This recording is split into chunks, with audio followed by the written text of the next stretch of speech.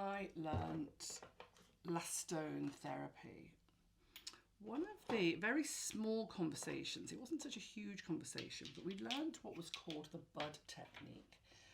And nobody really talks about the bud technique anymore, but I wanted to show you what the bud technique is. So when we do hot stone therapy, when I teach hot stone therapy, I teach hot and cold stone therapy. So that you're learning not only hot cold with basalt, but you're learning the cold application with jade or marble. I teach a lot with marble. I've got some marble stones here as well. So these are some marble stones. These are already cold already. Oh, they're so cold and they haven't even been on ice. Usually I put my, oh, that's nice in the morning. Usually these will go on ice, but because of the nature of marble, is that it stays cold anyway. So just cold stone therapy causes a vasoconstriction, bringing all blood and inflammatory conditions inwards, and reduces swelling and inflammation. So actually very, very lovely in the morning when your face or your eyes feel a little bit puffy. So that's a nice vibe. That's not what I was here to tell you. But it is really important to have the cold. If you have too much hot in your hot stone, it's very depleting. It's a little bit like having a super hot bath or coming out of the sauna and not having any sort of cold. It doesn't have to be freezing cold. It can be cool. I don't necessarily like going into like a cold shower. I think it's a little bit too intense.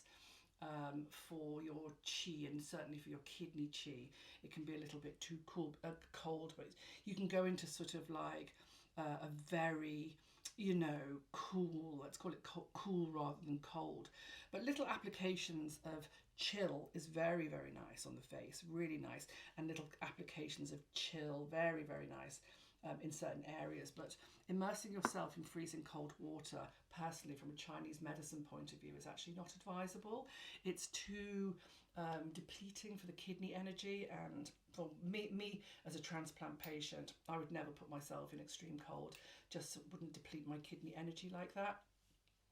I know it has huge nervous system benefits and I get that, but it's also quite depleting. So just, oh, I didn't even want to talk about that either. Things that I go off on a tangent.